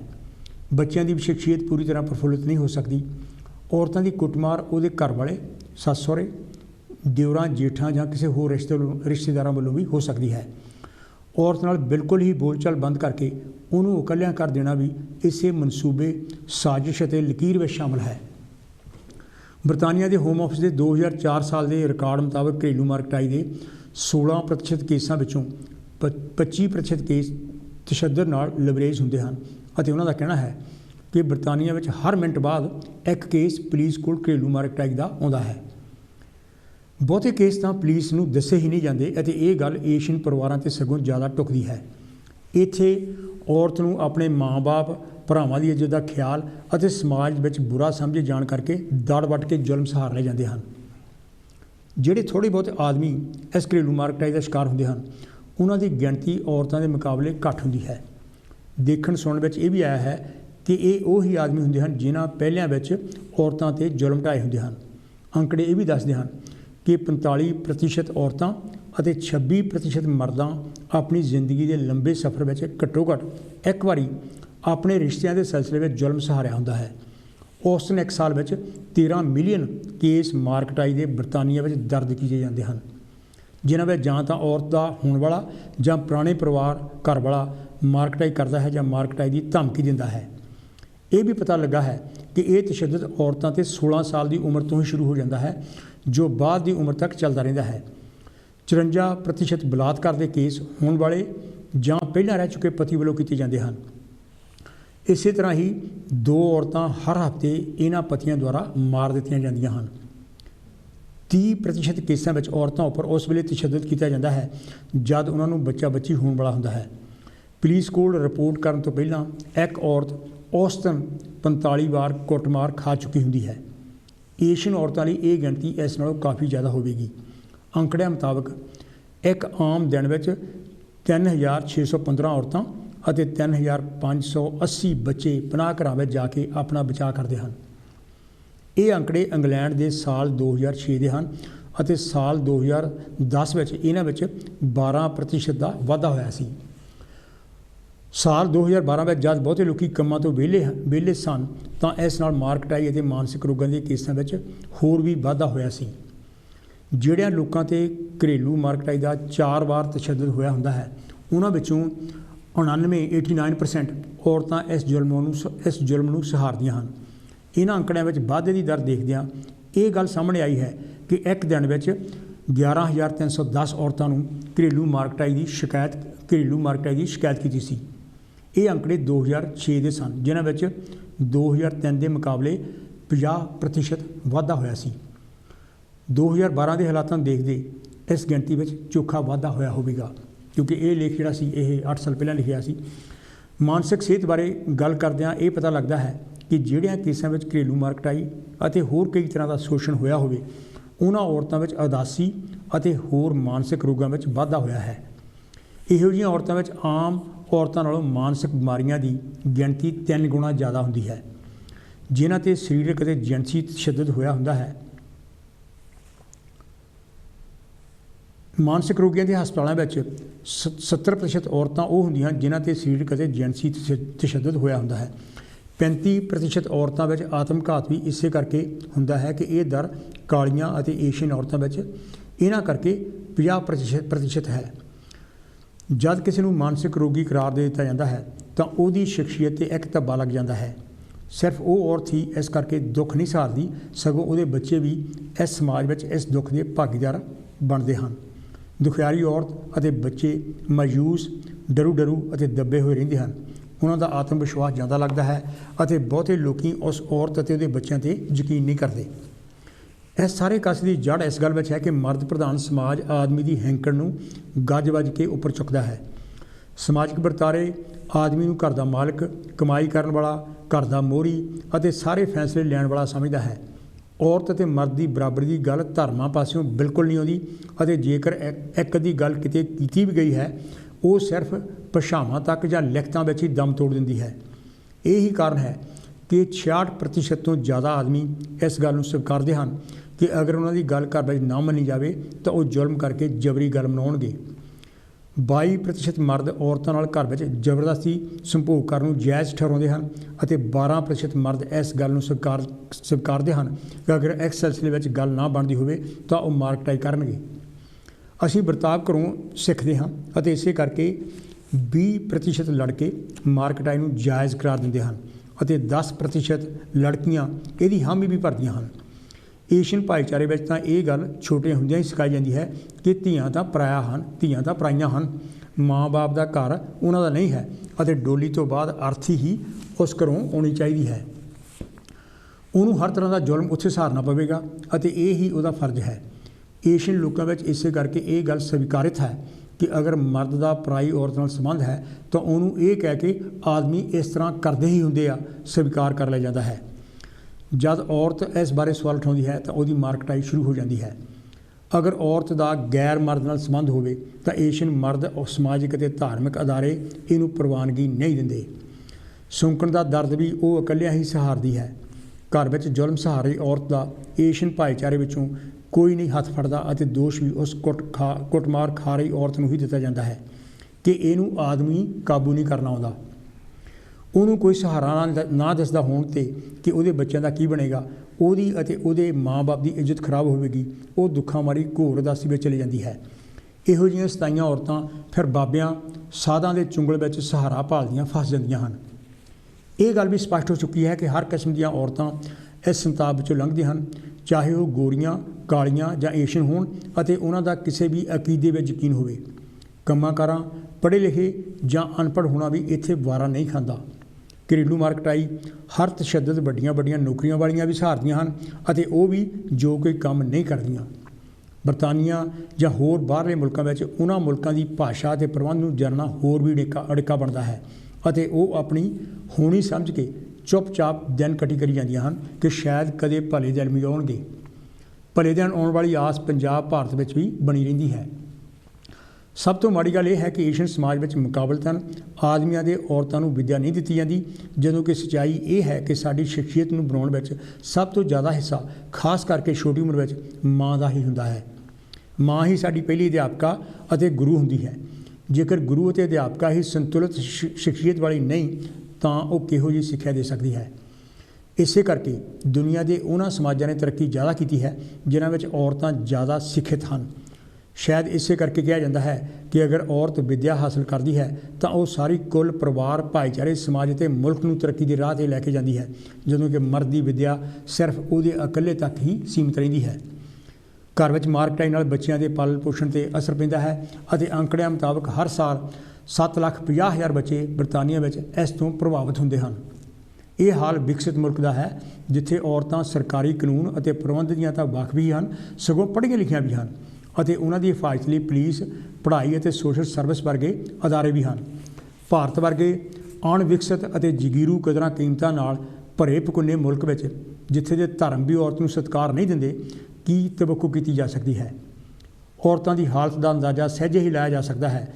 ਉਹਨਾਂ ਦੀ ਬਾਂਹ ਫੜਨ ਵਾਲਾ ਸਰਕਾਰੀ, ਗੈਰ ਸਰਕਾਰੀ, ਧਾਰਮਿਕ, ਗੈਰ ਧਾਰਮਿਕ, ਸਿਆਸੀ ਅਤੇ ਗੈਰ ਸਿਆਸੀ ਅਦਾਰੇ ਅਜੇ ਮੈਦਾਨ ਵਿੱਚ ਬੜੇ ਘੱਟ ਹਨ। ਜਦ ਘਰ ਵਿੱਚ ਮਾਂ ਉੱਤੇ ਅਤਿਆਚਾਰ ਹੁੰਦਾ ਹੋਵੇ ਤਾਂ ਉਹਦਾ ਹਿੱਸਾ ਬਹੁਤੀ ਵਾਰੀ ਬੱਚਿਆਂ ਨੂੰ ਵੀ ਮਿਲ ਜਾਂਦਾ ਹੈ। ਇਹ ਬੱਚੇ ਜਦ ਵੱਡੇ ਹੋ ਜਾਂਦੇ ਹਨ ਤਾਂ ਆਪਣੇ ਜ਼ਾਲਮ ਬਾਪ ਨੂੰ ਨਫ਼ਰਤ ਕਰਨ ਲੱਗ ਪੈਂਦੇ ਹਨ। ਇਸ ਨਫ਼ਰਤ ਨਾਲ ਹੀ ਪਰਿਵਾਰ ਦਾ ਮਾਹੌਲ ਨਾਖੁਸ਼ਗਵਾਰ ਹੋਇਆ ਰਹਿੰਦਾ ਹੈ। ਭਾਰਤੀ ਪੰਜਾਬ ਦੇ ਗਾਣੇ ਅਤੇ ਫਿਲਮਾਂ ਵੀ ਬਹੁਤੇ ਕੇਸਾਂ ਵਿੱਚ ਔਰਤ ਦੇ ਹੱਕ ਵਿੱਚ ਨਹੀਂ ਭੁਗਤਦੀਆਂ ਅਤੇ ਇਹ ਪਰੰਪਰਾ ਬਸ ਤੁਰੀ ਹੀ ਜਾ ਰਹੀ ਹੈ। ਬਰਤਾਨੀਆ ਵਿੱਚ ਔਰਤਾਂ 'ਤੇ ਤਸ਼ੱਦਦ ਗੈਰ ਕਾਨੂੰਨੀ ਹੈ ਅਤੇ ਹੁਣ ਪੁਲਿਸ ਕੋਲ ਤਾਕਤ ਹੈ ਕਿ ਘਰੇਲੂ ਮਾਰਕਟਾਈ ਦੀ ਸ਼ਿਕਾਇਤ 'ਤੇ ਆਦਮੀ ਨੂੰ ਘਰੋਂ ਕੱਢ ਕੇ ਥਾਣੇ ਡੱਕ ਦਿੱਤਾ ਜਾਂਦਾ ਹੈ। ਬੱਚਿਆਂ ਲਈ 1999, 2002, 2004 ਅਤੇ 2005 ਦੇ ਕਾਨੂੰਨ ਹਨ, ਜਿਨ੍ਹਾਂ ਮੁਤਾਬਕ ਅਗਰ ਬੱਚੇ ਘਰੇਲੂ ਮਾਰਕਟਾਈ ਦੇਖਦੇ ਵੀ ਹਨ ਤਾਂ ਉਹਨਾਂ ਨੂੰ ਸੁਰੱਖਿਅਤ ਥਾਂ 'ਤੇ ਰੱਖਿਆ ਜਾ ਸਕਦਾ ਹੈ। ਜਿਨ੍ਹਾਂ ਕੇਸਾਂ ਵਿੱਚ ਇਸ ਜ਼ੁਲਮ ਕਰਕੇ ਬੱਚੇ ਸ਼ਿਕਾਰ ਹੁੰਦੇ ਹਨ ਉਹਨਾਂ ਦੀ ਗਿਣਤੀ 30 ਤੋਂ 66% ਤੱਕ ਹੈ ਅਤੇ ਤਕਰੀਬਨ 75% ਬੱਚਿਆਂ ਦੇ ਨਾਂ ਸਰਕਾਰੀ ਅਫਸਰਾਂ ਕੋਲ ਦਰਜ ਹਨ, ਜਿਨ੍ਹਾਂ ਨਾਲ ਘਰ ਵਿੱਚ ਬਦਸਲੂਕੀ ਹੋ ਸਕਦੀ ਹੈ। ਬਰਤਾਨੀਆ ਦੇ ਲੰਡਨ ਤੋਂ ਬਾਅਦ ਦੂਜੇ ਵੱਡੇ ਸ਼ਹਿਰ ਬਰਮਿੰਘਮ ਵਿੱਚ ਅੰਦਾਜ਼ਾ ਲਾਇਆ ਜਾ ਰਿਹਾ ਹੈ ਕਿ ਇਹੋ ਜਿਹੇ ਬੱਚਿਆਂ ਦੀ ਗਿਣਤੀ 33,000 ਹੈ ਅਤੇ ਇਹ ਅੱਜ ਕੱਲ੍ਹ ਦੇ ਹਾਲਾਤ ਮੁਤਾਬਕ ਦਿਨ ਬ ਦਿਨ ਵੱਧ ਰਹੀ ਹੈ। ਭਾਰਤੀ ਪੰਜਾਬ ਦੀ ਪਛਾਣ-ਖੁਸ਼ੀ ਸੋਚਣੀ ਉਸ ਵੇਲੇ ਵੀ ਔਰਤ 'ਤੇ ਤਸ਼ੱਦਦ ਕਰਦੀ ਹੈ ਜਦ ਉਹਦੇ ਮੁੰਡੇ ਦੀ ਬਜਾਏ ਕੁੜੀ ਪੈਦਾ ਹੋਵੇ ਜਾਂ ਕੁੜੀਆਂ ਹੀ ਪੈਦਾ ਹੋਈ ਜਾਣ। ਜਦ ਘਰ ਵਿੱਚ ਕੋਈ ਬੱਚਾ ਨਾ ਪੈਦਾ ਹੋਵੇ, ਇਹਨਾਂ ਦੋਵਾਂ ਹਾਲਤਾਂ ਵਿੱਚ ਵੀ ਕਸੂਰ ਮਰਦ ਦਾ ਹੀ ਦੇਖਿਆ ਗਿਆ ਹੈ, ਪਰ ਦੋਸ਼ ਸਦਾ ਔਰਤ 'ਤੇ ਮੜਿਆ ਜਾਂਦਾ ਹੈ। ਦਾਜ ਘੱਟ ਲਿਆਉਣ 'ਤੇ ਜਾਂ ਆਪਣੇ ਮੁਲਕ ਤੋਂ ਵਿਆਹ ਕੇ ਲਿਆਉਣ 'ਤੇ ਵੀ ਉਹਦੇ ਪੇਕਿਆਂ ਨੂੰ ਸਦਾ ਬੁਰਾ ਭਲਾ ਕਹਿਣਾ ਜਾਂ ਕਈ ਕੇਸਾਂ ਵਿੱਚ ਸਹੁਰੇ, ਦਿਓਰਾਂ ਅਤੇ ਜੇਠਾਂ ਵੱਲੋਂ ਜ਼ਬਰਦਸਤੀ ਕਰਨ ਅਤੇ ਔਰਤ ਵੱਲੋਂ ਉਜਰ ਕਰਨ 'ਤੇ ਦੋਸ਼ ਔਰਤ ਨੂੰ ਦੇ ਕੇ ਉਹਦੀ ਕੁਟਾਈ ਕੀਤੀ ਜਾਂਦੀ ਹੈ। ਸ਼ਰਾਬ ਅਤੇ ਹੋਰ ਨਸ਼ੇ ਇਸ ਬਿਰਤੀ ਨੂੰ ਵਧਾਉਂਦੇ ਹਨ ਅਤੇ ਮਾਰਕਟਾਈ ਔਰਤ ਤੋਂ ਲੈ ਕੇ ਬੱਚਿਆਂ ਤੱਕ ਜਾ ਪੜਦੀ ਹੈ। ਸਾਡਾ ਸਮਾਜ ਮੂਲ ਦਰਸ਼ਕ ਬਣਨ ਦੇਖਦਾ ਰਹਿੰਦਾ ਹੈ। ਇਹ ਸ਼ਰਾਬੀ ਅਤੇ ਨਸ਼ਈ ਘਰ ਵਾਲੇ ਉਸ ਵੇਲੇ ਵੀ ਕਲੇਸ਼ ਪਾਉਂਦੇ ਹਨ ਜਦ ਔਰਤ ਪੈਸੇ ਦੇਣ ਤੋਂ ਇਨਕਾਰ ਕਰੇ ਜਾਂ ਘਰ ਦੀਆਂ ਚੀਜ਼ਾਂ ਵੇਚਣ 'ਤੇ ਰੋਕ ਲਾਵੇ। ਨਸ਼ਈ ਅਤੇ ਵੈਲੀ ਆਦਮੀ ਨੂੰ ਉਹਦਾ ਨਸ਼ਾ ਤੋੜਦਾ ਹੈ ਅਤੇ ਉਹਦੀ ਸੋਚਣੀ ਸਿਰਫ ਨਸ਼ਾ ਪੂਰਨ 'ਤੇ ਹੀ ਕੇਂਦਰਿਤ ਰਹਿੰਦੀ ਹੈ। ਇਹ ਆਦਤ ਪੂਰੀ ਨਾ ਹੋਣ 'ਤੇ ਉਹ ਕਈ ਤਰ੍ਹਾਂ ਦੀ ਹਿੰਸਾ ਕਰਦਾ ਹੈ। ਇਹੋ ਜਿਹੇ ਘਰਾਂ ਵਿੱਚ ਜੰਮੇ ਪਲੇ ਬੱਚੇ ਵੱਡੇ ਹੋ ਕੇ ਜਾਂ ਤਾਂ ਦੱਬੂ ਕਿਸਮ ਦੀ ਸ਼ਖਸੀਅਤ ਬਣ ਜਾਂਦੇ ਹਨ, ਜਾਂ ਮਾਰ ਖੁੰਡੇ, ਅਤੇ ਜਾਂ ਫਿਰ ਸਾਰੀ ਉਮਰ ਵਿਆਹ ਹੀ ਨਹੀਂ ਕਰਾਉਂਦੇ ਕਿ ਅਗਰ ਵਿਆਹ ਦਾ ਮਤਲਬ ਮਾਰ ਕੁਟਾਈ ਅਤੇ ਦੁੱਖ ਤਕਲੀਫਾਂ ਹੀ ਹਨ ਤਾਂ ਇਹਦੀ ਕੀ ਲੋੜ ਹੈ। ਸਭ ਤੋਂ ਮਾੜੀ ਗੱਲ ਇਹ ਹੈ ਕਿ ਭਾਰਤ ਪੰਜਾਬ ਵਿੱਚ ਇਹਨਾਂ ਮਸਲਿਆਂ ਦੀ ਨਿਸ਼ਾਨਦੇਹੀ ਨਹੀਂ ਕੀਤੀ ਜਾਂਦੀ ਅਤੇ ਇਹਨੂੰ ਗੰਭੀਰਤਾ ਨਾਲ ਲਿਆ ਵੀ ਨਹੀਂ ਜਾਂਦਾ। ਅਗਰ ਮਸਲੇ ਦੀ ਨਾਜ਼ੁਕਤਾ ਅਤੇ ਗੰਭੀਰਤਾ ਨੂੰ ਸਮਝਿਆ ਜਾਵੇ ਤਾਂ ਉੱਥੇ ਬਰਤਾਨਵੀ ਪ੍ਰਬੰਧ ਵਾਂਗੂ ਸਰਕਾਰੀ ਅਤੇ ਗੈਰ ਸਰਕਾਰੀ ਅਦਾਰੇ ਮੌਜੂਦ ਹੋਣੇ ਚਾਹੀਦੇ ਹਨ। ਉੱਥੇ ਤਾਂ ਸਗੋਂ ਜੇਕਰ ਕਿਸੇ ਨੇ ਮਾਰ ਕੁਟਾਈ ਵਾਲੀਆਂ ਔਰਤਾਂ ਦੀ ਹਿਫਾਜ਼ਤ ਲਈ ਪਨਾਹ ਘਰ ਬਣਾਉਣ ਦੀ ਕੋਸ਼ਿਸ਼ ਵੀ ਕੀਤੀ ਤਾਂ ਉਹਦੇ ਉੱਪਰ ਦੋਸ਼ ਲਾਇਆ ਜਾਂਦਾ ਹੈ ਕਿ ਇਹ ਔਰਤਾਂ ਨੂੰ ਘਰ ਪੱਟਣ ਲਈ ਉਤਸ਼ਾਹਿਤ ਕਰ ਰਹੇ ਹਨ। ਇਹੋ ਜਿਹਾ ਰੌਲਾ ਬਰਤਾਨੀਆ ਵਿੱਚ ਵੀ ਪਿਆ ਸੀ ਜਦ ਏਸ਼ੀਅਨ ਔਰਤਾਂ ਦੇ ਪਨਾਹ ਘਰਾਂ ਦੀ ਸ਼ੁਰੂਆਤ ਹੋਈ ਸੀ। ਘਰੇਲੂ ਮਾਰ ਕੁਟਾਈ ਅਤੇ ਤਸ਼ੱਦਦ ਦੀਆਂ ਸ਼ਿਕਾਰ ਉਹਨਾਂ ਔਰਤਾਂ ਦੀ ਗਿਣਤੀ ਜ਼ਿਆਦਾ ਹੈ ਜੋ ਪਾਕਿਸਤਾਨ, ਭਾਰਤ ਅਤੇ ਬੰਗਲਾਦੇਸ਼ ਵਰਗੇ ਮੁਲਕਾਂ ਵਿੱਚੋਂ ਵਿਆਹ ਕਰਵਾ ਕੇ ਇੱਥੇ ਆਉਂਦੀਆਂ ਹਨ। ਬਰਤਾਨਵੀ ਸਮਾਜ ਕਾਨੂੰਨ ਅਤੇ ਬੋਲੀ ਤੋਂ ਅਣਜਾਣ ਹੋਣਾ ਇਹਨਾਂ ਦੁਖਿਆਰੀਆਂ ਦੇ ਦੁੱਖਾਂ ਵਿੱਚ ਵਾਧਾ ਕਰਦਾ ਹੈ। ਧਾਰਮਿਕ ਅਤੇ ਸਿਆਸੀ ਅਦਾਰੇ ਵੀ ਇਹਨਾਂ ਦੀ ਕੋਈ ਮਦਦ ਨਹੀਂ ਕਰਦੇ। ਹੁਣ ਜਿਉਂ-ਜਿਉਂ ਇਹਨਾਂ ਮਸਲਿਆਂ ਬਾਰੇ ਚੇਤਨਤਾ ਵੱਧਦੀ ਜਾ ਰਹੀ ਹੈ ਤਾਂ ਕੁਝ ਆਸ ਬੱਝਣੀ ਸ਼ੁਰੂ ਹੋਈ ਹੈ। ਬਰਤਾਨੀਆ ਦੇ ਜੰਮਪਲ ਬੱਚੇ ਆਪਣੇ ਹੱਕਾਂ ਲਈ ਜਾਗਰੂਕ ਹਨ ਅਤੇ ਉਹ ਕਿਸੇ ਵੀ ਕਿਸਮ ਦੀ ਬੇਇਨਸਾਫੀ ਖਿਲਾਫ ਕਾਨੂੰਨ ਦਾ ਸਹਾਰਾ ਲੈਂਦੇ ਹਨ। ਪਰ ਇਹ ਕਲੰਕ ਸਾਡੇ ਸਮਾਜ 'ਤੇ ਉਨੀ ਦੇਰ ਲੱਗਾ ਰਹੇਗਾ ਜਿੰਨੀ ਦੇਰ ਅਸੀਂ ਔਰਤਾਂ ਨੂੰ ਵੱਧ ਤੋਂ ਵੱਧ ਪੜ੍ਹਾਉਂਦੇ ਨਹੀਂ, ਆਪਣੀ ਸੋਚ ਨੂੰ ਬਰਾਬਰਤਾ ਦੀ ਸੂਈ ਉੱਤੇ ਟਿਕਾਉਂਦੇ ਨਹੀਂ ਅਤੇ ਔਰਤਾਂ ਦੀ ਇੱਕ ਬਰਾਬਰ ਦੇ ਹਾਣੀ ਵਾਂਗ ਕਦਰ ਨਹੀਂ ਕਰਦੇ। ਇਹ ਤਾਂ ਸੀ ਜੀ ਮੇਰਾ ਲੇਖ ਜਿਹੜਾ ਕਿ ਅੱਜ ਡੋਮੈਸਟਿਕ ਵਾਇਲੈਂਸ ਬਾਰੇ ਹੈਗਾ। ਅਤੇ ਹੁਣ ਮੈਂ ਜਿਹੜਾ ਤੁਹਾਡੇ ਟੈਲੀਫੋਨ ਕਾਲਸ ਦੀ ਵੇਟ ਕਰ ਰਿਹਾ ਤਾਂ ਕਿ ਆਪਾਂ ਇਸ ਗੰਭੀਰ ਮਸਲੇ 'ਤੇ ਇੱਕ ਸੰਵਾਦ ਰਚਾ ਸਕੀਏ। ਅਤੇ ਜਿਸ ਤਰ੍ਹਾਂ ਤੁਹਾਨੂੰ ਪਤਾ ਹੈ ਕਿ ਮਸਲਾ ਅੱਜ ਕੱਲ੍ਹ ਬਹੁਤ ਭਖਮਾ ਮਸਲਾ ਹੈਗਾ, ਇੰਡੀਆ ਵਿੱਚ ਵੀ ਬਹੁਤ ਸਾਰੇ ਕੇਸਿਸ। ਹੈਲੋ ਜੀ, ਕੌਣ ਤੇ ਜੀ, ਕਿੱਥੋਂ ਬੋਲਦੇ? ਵੈਲਕਮ ਹੈ ਜੀ ਤੁਹਾਡਾ। ਹੈਲੋ ਜੀ, ਗੁੱਡ ਈਵਨਿੰਗ। ਮੈਂ ਚਾਂਦ ਬੋਲਦੀ ਲੰਡਨ ਤੋਂ। ਹਾਂਜੀ ਚਾਂਦ ਜੀ, ਕੀ ਕਹਿਣਾ ਚਾਹੋਗੇ ਇਸ ਮਸਲੇ 'ਤੇ? ਹਾਂਜੀ, ਤੁਹਾਡਾ ਅੱਜ ਡੋਮੈਸਟਿਕ ਵਾਇਲੈਂਸ ਵਾਸਤੇ ਇਜ਼ ਵੈਰੀ ਇੰਟਰਸਟਿੰਗ ਟੌਪਿਕ। ਹਾਂਜੀ, ਅਤੇ ਇਹ ਜਿੱਦਾਂ ਆਪਣੇ ਇੰਡੀਆ ਦੇ ਵਿੱਚ ਤਾਂ ਕਾਫੀ ਦੇਰ ਤੋਂ ਪੁਰਾਣੇ ਹੀ ਜਿਹੜੇ ਹੈਗੇ ਚੱਲ ਰਿਹਾ ਆ। ਜਦੋਂ ਕਿ ਕੁੜੀਆਂ ਦਾਜ ਦਹੇਜ ਘੱਟ ਲੈ ਕੇ ਆਉਂਦੀਆਂ ਸੀ ਤਾਂ ਉਹਨਾਂ ਨੂੰ ਕਿਚਨ ਦੇ ਵਿੱਚ ਉਹਨਾਂ ਦੇ ਉੱਤੇ ਤੇਲ ਤੂਲ ਪਾ ਕੇ ਤਾਂ ਉਹ ਸਾੜ ਦਿੰਦੇ ਸੀਗੇ। ਹਾਂਜੀ ਹਾਂਜੀ, ਇਹ ਤਾਂ ਬੜੀ ਪੁਰਾਣੀਆਂ ਗੱਲਾਂ ਸੀ, ਪਰ ਅੱਜ ਕੱਲ੍ਹ ਤਾਂ ਕਾਫੀ ਫਰਕਾ ਪੈ ਗਿਆ ਉੱਥੇ ਇੰਡੀਆ ਦੇ ਵਿੱਚ ਵੀ। ਤੇ ਬਾਕੀ ਹੁਣ ਅੱਜ ਕੱਲ੍ਹ ਕਰੋਨਾ ਵਾਇਰਸ ਕਰਕੇ ਵੀ ਲੋਕਾਂ ਦੇ ਘਰੇ ਬੜਾ ਕੁਝ ਹੋ ਰਿਹਾ ਆ, ਕਿਉਂਕਿ ਆਦਮੀ ਤਿੰਨੀ ਘਰ ਆ, ਬੱਚੇ ਘਰ ਸੀ, ਇਹਨਾਂ ਦੇ ਨਾਲ ਉਹਨਾਂ ਦੇ ਵਿੱਚ ਆਪਸ ਦੇ ਵਿੱਚ ਕਈਆਂ ਦੇ ਡਿਵੋਰਸ ਹੋ ਗਿਆ, ਕਈਆਂ ਨੇ ਆਪਣੇ ਸੁਸਾਈਡ ਕਰ ਲਈਆਂ ਕਿਉਂਕਿ ਉਹਨਾਂ ਦੇ ਕੋਲ ਇਨਫ ਮਨੀ ਨਹੀਂ ਸੀ ਆਉਂਦੀ, ਕਿਉਂਕਿ ਉਹ ਕੰਮ ਨਹੀਂ ਸੀ ਕਰਦੇ। ਨਾਲ ਸਾਰਾ ਦਿਨ ਤੁਸੀਂ ਘਰ ਹੀ, ਤੇ ਆਦਮੀਆਂ ਨੂੰ ਜਿਹੜਾ ਹੈਗਾ ਆ ਉਹ ਜਨਾਨੀਆਂ ਕਹਿੰਦੀਆਂ ਤੁਸੀਂ ਕੰਮ ਕਰੋ ਜੀ, ਤਾਂ ਫਿਰ ਲੜਾਈਆਂ ਤਾਂ ਆਪਣੇ ਘਰਾਂ ਦੇ ਵਿੱਚ ਹੋਣੀਆਂ ਹੀ ਹੋਣੀਆਂ। ਇਹ ਵੀ ਇੱਕ ਜਿਹੜਾ ਡੋਮੈਸਟਿਕ ਵਾਇਲੈਂਸ ਆ। ਬਾਕੀ ਜਿਹੜੇ ਹੁਣ ਕੁੜੀਆਂ ਇੰਡੀਆ ਤੋਂ ਆਉਂਦੀਆਂ ਹੈਗੀਆਂ ਉਹ ਆਣ ਕੇ ਬੇਸ਼ੱਕ ਵੀ ਤੁਸੀਂ ਜਿੰਨੇ ਮਰਜ਼ੀ ਚੰਗੇ ਹੋ, ਮੁੰਡਾ ਜਿੰਨਾ ਮਰਜ਼ੀ ਚੰਗਾ ਹੋਵੇ, ਉਹਨਾਂ ਨੇ ਇੱਥੇ ਰਹਿਣ ਦੀਆਂ ਮਾਰੀਆਂ ਨੇ, ਉਹਨਾਂ ਨੇ ਕਹਿਣਾ ਮੈਨੂੰ ਮੁੰਡਾ ਮਾਰਦਾ ਸੀ। ਉਹ ਡੋਮੈਸਟਿਕ ਵਾਇਲੈਂਸ ਜਿਹੜਾ ਉਹਨਾਂ ਦੇ ਉੱਤੇ ਪਾ ਦਿੰਦੀਆਂ ਆ। ਬਿਲਕੁਲ ਬਿਲਕੁਲ ਹੈ ਕਿਸੇ ਜਿੱਦਾਂ ਦੇ। ਯੈਸ ਯੈਸ ਯੈਸ, ਕਿਉਂਕਿ ਉਹਨਾਂ ਨੇ ਇਹਨਾਂ ਮੁਲਕਾਂ ਦੇ ਵਿੱਚ ਰਹਿਣਾ ਹੁੰਦਾ। ਉਹ ਪ੍ਰੀ ਪਲਾਨਡ ਆਉਂਦੀਆਂ ਇੰਡੀਆ ਦੇ ਵਿੱਚੋਂ ਵੀ ਕਿੱਦਾਂ ਅਸੀਂ ਦੁਖੀ ਕਰਨਾ ਉੱਥੇ ਲੋਕਾਂ ਨੂੰ ਜਾ ਕੇ, ਔਰ ਕਿੱਦਾਂ ਅਸੀਂ ਆਪਣਾ ਜਿਹੜਾ ਹੈਗਾ ਫਾਇਦਾ ਉਠਾਉਣਾ ਆ। ਕਈਆਂ ਲੋਕਾਂ ਨੇ ਤਾਂ ਇੱਥੇ ਕਈਆਂ ਮੁੰਡਿਆਂ ਨੇ ਤਾਂ ਸੁਸਾਈਡ ਵੀ ਕਰ ਲਈ ਸੀ ਇਹਨਾਂ ਕਾਰਨਾਂ ਕਰਕੇ, ਕਿਉਂਕਿ ਕੁੜੀਆਂ ਨੇ ਉਹਨਾਂ ਨੂੰ ਧੋਖਾ ਦਿੱਤਾ। ਧੋਖੇ ਵੀ ਬਹੁਤ ਬੁਰਾ ਦੇ ਕਰਦੇ, ਕਿਉਂਕਿ ਘਰਾਂ ਦੇ ਵਿੱਚ ਉਹ ਕਹਿੰਦੀਆਂ ਘਰ ਲੈ, ਘਰਾਂ ਦੇ ਵਿੱਚ ਫਿਰ ਉਹ ਕਹਿੰਦੀਆਂ ਸਾਨੂੰ ਅੱਧਾ ਹਿੱਸਾ ਦੇ, ਬੱਚੇ ਹੋਣਗੇ ਤਾਂ ਕਹਿੰਦੀਆਂ ਅਸੀਂ ਬੱਚੇ ਨਹੀਂ ਰੱਖਣੇ, ਤੇ ਬਸ ਉਹਨਾਂ ਨੇ ਆਪਣਾ ਰਹਿਣਾ ਹੁੰਦਾ ਹੈ, ਆਪਣੇ ਮਾਂ ਬਾਪ ਦੇ ਅਕੋਰਡਿੰਗ ਉਹ ਚੱਲਦੀਆਂ ਆ, ਪੈਸੇ ਭੇਜਣੇ ਇੰਡੀਆ, ਦਿਸ ਕਰਨਾ ਇਹ ਕਹਿਣਾ ਨਹੀਂ ਜੀ ਮੁੰਡਾ ਮਾੜਾ ਸੀ, ਮੁੰਡਾ ਮੈਨੂੰ ਮਾਰਦਾ ਸੀ, ਮੁੰਡਾ ਮੈਨੂੰ ਪੈਸੇ ਨਹੀਂ ਸੀ ਦਿੰਦਾ। ਇਹ ਵੀ ਇੱਕ ਡੋਮੈਸਟਿਕ ਵਾਇਲੈਂਸ ਆ। ਬਿਲਕੁਲ ਬਿਲਕੁਲ, ਕਿਉਂਕਿ ਲੋਕ ਸਾਡੇ ਜਿਹੜੇ ਸਮਝਦੇ ਨਹੀਂ ਹੈਗੇ, ਕਿਉਂਕਿ ਇਹਨਾਂ ਦੀ ਇੱਧਰਲੀਆਂ ਕੰਟਰੀਆਂ ਦੀ ਜੋ ਵੀ ਆਪਣੀ ਜੋਬ ਹੈਗੀ ਆਪਾਂ ਕਰਦੇ, ਕਿੰਨਾ ਹਾਰਡ ਵਰਕ ਕਰਦੇ ਆ, ਬਾਹਰ ਕਰਦੇ ਆ, ਘਰ ਕਰਦੇ ਆ, ਪਰ ਉਹ ਲੋਕ ਕਹਿੰਦੇ ਹੈਗੇ ਵੀ ਨਹੀਂ ਇਹ ਜਿਹੜੇ ਇੱਥੇ ਇੰਨੇ ਅਮੀਰ ਹੈਗੇ ਇਹਨਾਂ ਨੂੰ ਉੱਦਾਂ ਹੀ ਖਾਵੋ ਜਿੱਦਾਂ ਖਾ ਸਕਦੇ ਆ। ਇਸ ਕਰਕੇ ਮੈਂ ਕਹਿੰਦੀ ਹਾਂ ਇਹਨਾਂ ਚੀਜ਼ਾਂ ਤੋਂ ਬਚਣਾ ਚਾਹੀਦਾ ਹੈਗਾ। ਅੱਜ ਕੱਲ੍ਹ ਤਾਂ ਬੱਚਿਆਂ ਤੇ ਵੀ ਬਹੁਤ ਹੀ ਇਹ ਜਿਹੜੀ ਹੈਗੀ ਆ ਵਾਇਲੈਂਸ ਹੋ ਰਿਹਾ ਆ, ਵੀ ਬੱਚਿਆਂ ਨੂੰ ਮਾਰਿਆ ਜਾਂਦਾ ਆ ਕਿਉਂਕਿ ਉਹਨਾਂ ਦੇ ਕੋਲ ਪੂਰੇ ਪੈਸੇ ਨਹੀਂ ਹੈ ਬੱਚਿਆਂ ਨੂੰ ਖਿਲਾਉਣ ਵਾਸਤੇ। ਜੋ ਵੀ ਹੋ ਰਿਹਾ ਆ ਬੈਡ ਹੋ ਰਿਹਾ। ਤੇ ਐਨੀਵੇ ਮੈਂ ਤੁਹਾਡਾ ਬਹੁਤ ਸਮਾਂ ਨਹੀਂ ਲੈਂਦੀ। Is very very nice and keep it up. Thank you ਜੀ, ਥੈਂਕ ਯੂ ਵੈਰੀ ਮਚ। ਇਹ ਤੁਸੀਂ ਚਾਂਦ ਹੋਣੀ ਲੰਡਨ ਤੋਂ, ਤੁਸੀਂ ਵੀ ਜਿਹੜਾ ਹੈਗਾ ਟੈਲੀਫੋਨ ਕਰਕੇ ਆਪਣੇ ਵਿਚਾਰ ਸਾਡੇ ਨਾਲ ਸਾਂਝੇ ਕਰ ਸਕਦੇ ਅਤੇ ਆਪਾਂ ਇੱਕ ਸੰਵਾਦ ਰਚਾਉਣ ਦੀ ਕੋਸ਼ਿਸ਼ ਕਰ ਰਹੇ। ਬਿਲਕੁਲ ਜਿਹੜੇ ਪੁਆਇੰਟ ਸੀਗੇ ਕੁਛ ਸ਼ਾਇਦ ਮੈਂ ਇਸ ਆਪਣੇ ਲੇਖ ਦੇ ਵਿੱਚ ਨਹੀਂ ਲਿਖ ਸਕਿਆ, ਕਿਸੇ ਹੋਰ ਲੇਖ ਵਿੱਚ ਮੈਂ ਜ਼ਰੂਰ ਲਿਖੇਗਾ। ਉਹ ਹੈਗੇ ਹਾਲੇ ਵੀ ਕਈ ਸਾਰੀਆਂ ਬਹੁਤ ਸਾਰੀਆਂ ਕੁੜੀਆਂ ਕਿ ਉੱਥੋਂ ਤੇ ਮੁੰਡੇ ਵੀ ਬਹੁਤ ਸਾਰੇ ਇਹੋ ਜਿਹੇ ਆਉਂਦੇ ਹੈ ਜਿਹੜੇ ਯਾਨੀ ਕਿ ਜਿਹੜਾ ਹੈਗਾ ਗਲਤ ਦੋਸ਼ ਲਾ ਕੇ ਮੈਨੂੰ ਜਿਹੜਾ ਹੈਗਾ ਮਾਰਿਆ ਕੁੱਟਿਆ ਹੈ, ਕਿਉਂਕਿ ਮੈਂ ਪਰਸਨਲੀ ਕੁਛ ਕੇਸ। ਹੈਲੋ ਜੀ, ਕੌਣ ਤੇ ਜੀ, ਕਿੱਥੋਂ ਬੋਲਦੇ? ਵੈਲਕਮ ਹੈ ਜੀ। ਹੈਲੋ, ਸਤਿ ਸ੍ਰੀ ਅਕਾਲ, ਗੁੱਡ ਈਵਨਿੰਗ। ਹਾਂਜੀ, ਸਤਿ ਸ੍ਰੀ ਅਕਾਲ, ਗੁੱਡ ਈਵਨਿੰਗ ਜੀ। ਹੈਲੋ, ਮੈਂ ਇੱਥੋਂ ਬਰਮਿੰਘਮ ਤੋਂ ਬੋਲ ਰਿਹਾ, ਮੈਂ ਰਿਟਾਇਰਡ ਡਾਕਟਰ ਹਾਂ। ਹਾਂਜੀ ਹਾਂਜੀ। ਇਹ ਬੜਾ ਅੱਛਾ ਤੁਸੀਂ ਟੌਪੀਕਲ ਇਸ਼ੂ ਰੱਖਿਆ ਹੈ। ਅੱਜ ਕੱਲ੍ਹ ਦੇਖੋ ਘਰਾਂ 'ਚ ਲੋਕੀ ਜ਼ਿਆਦਾ ਬਾਉਂਡ ਅਪ ਹੋਏ ਦੇ ਨੇ ਡਿਊ ਟੂ COVID-19। ਹਾਂਜੀ, ਉਹਦੀ ਵਜ੍ਹਾ ਨਾਲ ਹੀ ਮੇਰਾ ਖਿਆਲ ਹੈ ਡੋਮੈਸਟਿਕ ਵਾਇਲੈਂਸ ਵਿੱਚ ਕੁਛ ਇਜ਼ਾਫਾ ਹੋ ਰਿਹਾ ਹੈ। ਬਿਲਕੁਲ ਬਿਲਕੁਲ ਇਜ਼ਾਫਾ ਹੋਇਆ ਜੀ, ਬਿਲਕੁਲ ਇਜ਼ਾਫਾ ਹੈ। ਜ਼ਿਆਦਾ ਮਤਲਬ ਇਹ ਘਰ 'ਚ ਰਹਿਣ ਨਾਲ ਖਾਸ ਤੌਰ 'ਤੇ ਮਰਦਾਂ 'ਚ ਬੜੀ ਡਿਪਰੈਸ਼ਨ ਔਰ ਇਰੀਟੇਸ਼ਨ ਤੇ ਐਂਗਜ਼ਾਇਟੀ ਵਗੈਰਾ ਹੁੰਦੀ ਹੈ। ਤੇ ਜਿਸ ਤਰ੍ਹਾਂ ਤੁਸੀਂ ਆਪਣੀ ਕਿਤਾਬ 'ਚੋਂ ਪੜ੍ਹ ਰਹੇ ਸੋ, ਮਤਲਬ ਇੱਥੇ ਇੰਗਲੈਂਡ 'ਚ ਪੁਲਿਸ ਨੂੰ ਬੁਲਾ ਲਿਆ ਜਾਂ ਕੋਈ ਹੈਲਪਲਾਈਨ ਹੁੰਦੀਆਂ ਨੇ ਜਿਹਦੇ ਜ਼ਰੀਏ ਜਿਨ੍ਹਾਂ ਤੇ ਡੋਮੈਸਟਿਕ ਵਾਇਲੈਂਸ ਹੋ ਰਹੀ ਹੈ ਉਹ ਆਪਣੀ ਮਦਦ ਵਾਸਤੇ ਬੁਲਾ ਸਕਦੇ ਨੇ। ਲੇਕਿਨ ਇੰਡੀਆ ਪਾਕਿਸਤਾਨ 'ਚ ਇਸ ਕਿਸਮ ਦੇ ਮੇਰੇ ਖਿਆਲ ਕੋਈ ਘੱਟ ਹੀ ਅਦਾਰੇ ਨੇ। ਲੇਕਿਨ ਮੈਂ ਸਾਰੇ ਮਸ਼ਰਾਂ ਦਾ ਆਂਗਾ ਭਾਵੇਂ ਜਿਹੜੇ ਵੀ ਡੋਮੈਸਟਿਕ ਵਾਇਲੈਂਸ ਦਾ ਸ਼ਿਕਾਰ ਨੇ, ਹਜ਼ੂਰ ਜਿਹੜੇ ਵੀ ਅਦਾਰੇ ਨੇ, ਹੈਲਪਲਾਈਨ ਨੇ ਜਾਂ ਪੁਲਿਸ ਨੂੰ ਕਰਨ ਤਾਂ ਕਿ ਇਸ ਡੋਮੈਸਟਿਕ ਵਾਇਲੈਂਸ ਦਾ ਖਾਤਮਾ ਕੀਤਾ ਜਾ ਸਕੇ। ਕਿਉਂਕਿ ਅਕਸਰ ਸ਼ੋਅ ਨਹੀਂ ਕਰਦੇ ਆਦਮੀ, ਅਗਰ ਕਰਦੇ ਨੇ ਜਾਂ ਕਈ ਸੂਰਤਾਂ 'ਚ ਆਦਮੀ ਵੀ ਸ਼ਿਕਾਰ ਹੁੰਦੇ ਨੇ, ਲੇਕਿਨ ਉਹਨਾਂ ਨੂੰ ਚਾਹੀਦਾ ਕਿ ਉਹ ਹੈਲਪਲਾਈਨ ਲੈਣ ਜਾਂ ਪੁਲਿਸ ਨੂੰ ਦੀ ਮਦਦ ਲੈਣ। ਥੈਂਕ ਯੂ ਜੀ, ਥੈਂਕ ਯੂ ਡਾਕਟਰ ਸਾਹਿਬ, ਬਹੁਤ ਮਿਹਰਬਾਨੀ। ਇਹ ਤਾਂ ਸੀ ਜੀ ਡਾਕਟਰ ਅਜ਼ੀਜ਼ ਹੋਣੀ ਜਿਨ੍ਹਾਂ ਨੇ ਟੈਲੀਫੋਨ ਕੀਤਾ। ਤੁਸੀਂ ਵੀ ਸਾਡੇ ਨਾਲ ਸੰਵਾਦ ਰਚਾ ਸਕਦੇ ਆ। ਜੇ ਬਰਤਾਨੀਆ ਤੋਂ ਬਾਹਰ ਤੋਂ ਤੁਸੀਂ ਟੈਲੀਫੋਨ ਕਰ ਰਹੇ ਜਿਸ ਤਰ੍ਹਾਂ ਤੁਹਾਨੂੰ ਪਤਾ ਹੈ, ਅਤੇ ਤੁਹਾਨੂੰ 00441215024304 ਨੰਬਰ ਘੁਮਾਉਣਾ ਪਊਗਾ। ਜੇ ਤੁਸੀਂ ਬਰਤਾਨੀਆ ਵਿੱਚੋਂ ਟੈਲੀਫੋਨ ਕਰ ਰਹੇ ਹੋ ਤਾਂ ਫਿਰ 0121502304 ਨੰਬਰ ਜਿਹੜਾ ਹੈਗਾ ਤੁਹਾਨੂੰ ਘੁਮਾਉਣਾ ਪਊਗਾ। ਮਸਲਾ ਇਨਕੇ ਬਹੁਤ ਜ਼ਿਆਦਾ ਸੀਰੀਅਸ ਹੈ। ਬਹੁਤ ਸਾਰੇ ਕੇਸਿਸ ਨੂੰ ਮੈਂ ਪਰਸਨਲੀ ਇਨਕੇ ਜਾਣਦਾ ਹੈਗਾ, ਅਤੇ ਬਹੁਤ ਸਾਰੇ ਕੇਸਿਸ ਨੂੰ ਮੈਂ ਡੀਲ ਵੀ ਕੀਤਾ ਆਪਣੇ ਸੋਸ਼ਲ ਵਰਕ ਦੇ ਪ੍ਰੋਫੈਸ਼ਨ ਦੇ ਵਿੱਚ, ਜਿੱਥੇ ਮੈਨੂੰ ਕੇਸ ਯਾਦ ਆ ਰਿਹਾ ਹੈ ਜਿੱਥੇ ਜਿਹੜੀ ਇੱਕ ਲੜਕੀ। ਹੈਲੋ ਜੀ, ਕੌਣ ਤੇ ਜੀ, ਕਿੱਥੋਂ ਬੋਲਦੇ? ਵੈਲਕਮ ਹੈ ਜੀ।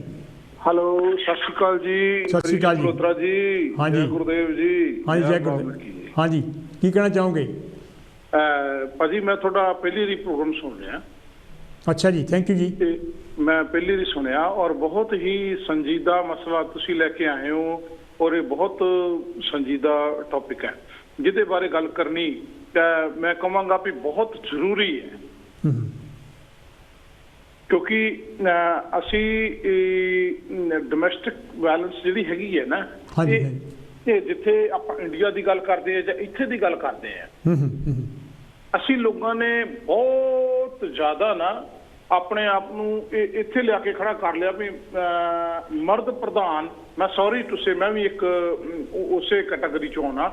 ਲੇਕਿਨ ਦੇਖੋ ਗੱਲ ਇੱਦਾਂ ਵੀ ਅਸੀਂ ਗੁਰੂਆਂ ਦੀ ਬਾਣੀ, ਉਹਨਾਂ ਦੇ ਉਪਦੇਸ਼ ਸੁਣਦੇ ਜ਼ਰੂਰ ਆ। Thank you, thank you, yes yes. ਲੇਕਿਨ ਅਸੀਂ ਉਹਨਾਂ ਨੂੰ ਮੰਨਦੇ ਨਹੀਂ। ਬਿਲਕੁਲ ਬਿਲਕੁਲ ਨਹੀਂ ਮੰਨਦੇ। ਸਾਡੀਆਂ ਦੇਖੋ ਬੱਚੀਆਂ ਨੇ, ਅਸੀਂ ਸਾਡਾ ਪਰਿਵਾਰ ਹੈ, ਸਾਡੀਆਂ ਭੈਣਾਂ ਨੇ, ਸਾਡੀਆਂ ਮਾਵਾਂ ਨੇ, ਸਾਡੀਆਂ ਬੱਚੀਆਂ ਨੇ। ਲੇਕਿਨ ਅੱਜ ਪਤਾ ਕੀ ਹੈ, ਅੱਜ ਸਾਨੂੰ ਬਹੁਤ ਲੋੜ ਹੈ। ਜਿਹੜਾ ਗੁਰੂ ਨੇ ਸਾਨੂੰ ਸਿੱਖਿਆ ਦੇਣੀ ਹੈ ਨਾ, ਉਹ ਏਕਤਾ ਦੀ ਹੈ। ਉਹਦੇ ਵਿੱਚ ਸਭ ਤੋਂ ਪਹਿਲਾਂ ਗੁਰੂ ਨਾਨਕ ਸਾਹਿਬ ਨੇ ਜਿਹੜਾ ਸਾਨੂੰ ਉਪਦੇਸ਼ ਦਿੱਤਾ ਸੀ ਨਾ ਵੀ ਸੋ ਕਿਉ ਮੰਦਾ ਆਖੀ ਹੈ ਜਿਤ ਜੰਮੇ ਰਾਜਾਨ। ਉਹਨੂੰ ਕਿਉਂ ਮੰਦਾ ਕਹਿੰਦੇ ਹੋ? ਜਿੱਤੋਂ ਬੜੇ ਬੜੇ ਰਾਜੇ, ਜਿੱਤੋਂ ਬੜੇ ਬੜੇ ਗੁਰੂ ਪੀਰ ਰਿਸ਼ੀ ਮੁਨੀ ਪੈਦਾ ਹੋਏ, ਤੁਸੀਂ ਉਹਨਾਂ ਨਾਲ ਹੀ ਜਦੋਂ ਧੱਕਾ ਕਰਦੇ ਹੋ ਤਾਂ ਫਿਰ ਇਹ ਬਹੁਤ ਵੱਡੀ ਇੱਕ ਤੁਹਾਡੀ ਹਮਾਕਤ ਹੈ, ਉਹ ਜਿਹੜੀ ਨਾ ਮਾਫ ਹੋਣ ਵਾਲੀ ਹੈ। ਬਿਲਕੁਲ ਬਿਲਕੁਲ, ਇਹ ਕਦੀ ਮਾਫ ਨਹੀਂ ਹੋ ਸਕਦੀ। ਇਹ ਨਾ ਕਹੋ ਵੀ ਮੈਂ ਜੇ ਅੱਜ ਕਿਸੇ ਨਾਲ ਧੱਕਾ ਕਰ ਲਿਆ ਇਸ ਤਰੀਕੇ ਨਾਲ ਤਾਂ ਫਿਰ ਮੇਰੀ ਇਹ ਮਾਫ ਹੋ ਜੂਗੀ, ਮੈਂ ਕੋਈ ਪਾਠ ਕਰਾ ਲੂੰਗਾ, ਪੂਜਾ ਕਰਾ ਲੂੰਗਾ। ਏਦਾਂ ਮਾਫ ਨਹੀਂ ਹੁੰਦੀਆਂ ਇਹ ਚੀਜ਼ਾਂ। ਇਹ ਜਿਹੜੇ ਸਾਨੂੰ ਕਰਮ ਨੇ ਭੁਗਤਣੇ ਪੈਣੇ ਨੇ। ਔਰ ਦੂਜੀ ਗੱਲ, ਜਿੰਨੀ ਦੇਰ ਅਸੀਂ ਗੁਰੂ ਦੇ ਉਪਦੇਸ਼ ਨੂੰ ਨਾ ਇਹ ਮੰਨਦੇ ਨਹੀਂ ਨਾ ਵੀ ਅਸੀਂ ਇੱਕ ਆ, ਮਾਨਸ ਕੀ ਜਾਤ ਸਭ ਹੈ ਇੱਕ ਹੈ ਪਹਿਚਾਨ, ਅਸੀਂ ਸਾਰੇ ਇੱਕ ਆ। ਗੁਰੂ ਨੇ ਗੁਰੂ ਸਾਡਾ ਉਹੀ ਹੈ ਜਿਹੜਾ ਸਾਨੂੰ ਇੱਕ ਪੰਗਤ ਵਿੱਚ ਬਿਠਾ ਕੇ ਕਹਿੰਦਾ ਵੀ ਤੁਸੀਂ ਮੇਰੇ ਬੱਚੇ ਹੋ, ਏਕ ਪਿਤਾ ਏਕ ਸਕੇ ਹਮ ਬਾਰਕ। ਚਾਹੇ ਉਹ ਸਾਡੀ ਇਸਤਰੀ ਹੈ, ਚਾਹੇ ਉਹ ਭੈਣ ਹੈ, ਚਾਹੇ ਕੋਈ ਭੂਆ ਹੈ, ਤਾਈ ਹੈ, ਚਾਚੀ ਹੈ, ਜਾਂ ਵੀਰ ਹੈ, ਜਾਂ ਭਰਾ ਹੈ, ਜਾਂ ਕੋਈ ਵੀ ਹੈ। ਦੇਖੋ ਅੱਜ ਅਸੀਂ ਇਹ ਜਿਸ ਟੌਪਿਕ ਨੂੰ ਲੈ ਕੇ ਚੱਲੇ ਆ ਨਾ, ਇਹ ਬਹੁਤ ਸੰਜੀਦਾ ਟੌਪਿਕ ਹੈ ਔਰ ਮੈਂ ਬੇਨਤੀ ਕਰੂੰਗਾ ਸਾਰਿਆਂ ਨੂੰ ਕਿ ਪਲੀਜ਼ ਇਹੋ ਜਿਹੇ ਟੌਪਿਕ ਲੈ ਕੇ ਆਓ ਜਿਹਦੇ ਕਰਕੇ ਅਸੀਂ ਆਪਣੇ ਪਰਿਵਾਰਾਂ ਦੇ ਵਿੱਚ ਅਸੀਂ ਸੁਖੀ ਤਾਂ ਹੀ ਰਹਿ ਸਕਦੇ ਹਾਂ ਜੇ ਅਸੀਂ ਇਹਨਾਂ ਚੀਜ਼ਾਂ ਨੂੰ ਡਿਸਕਸ਼ਨ ਵਿੱਚ ਲਿਆਵਾਂਗੇ। ਥੈਂਕ ਯੂ ਭਾਜੀ, ਥੈਂਕ ਯੂ, ਬਹੁਤ ਮਿਹਰਬਾਨੀ। ਤੁਹਾਨੂੰ ਮੈਂ ਜ਼ਰੂਰ ਇਸ ਗੱਲ ਦੀ ਦਾਦ ਵੀ ਦਿੰਦਾ, ਸਾਂਚੀ ਟੀਵੀ ਨੂੰ ਵੀ ਦਾਦ ਦਿੰਦਾ ਔਰ ਤੁਹਾਡਾ ਵੀ ਧੰਨਵਾਦ ਕਰਦਾ ਜਿਹੜਾ ਤੁਸੀਂ ਏਡਾ ਵੱਡਾ ਇਹ ਲੈ ਕੇ ਆਏ ਹੋ। ਗੁਰੂ ਤੁਹਾਨੂੰ ਬਲ ਬਖਸ਼ੇ ਬਈ। ਥੈਂਕ ਯੂ ਵੀਰ ਜੀ। ਮੇਰਾ ਪ੍ਰੋਗਰਾਮ ਹਰ ਮੰਗਲਵਾਰ ਇਹੋ ਜਿਹਾ ਸਮਾਜਿਕ ਮਸਲਿਆਂ ਬਾਰੇ ਹੁੰਦਾ ਹੈਗਾ।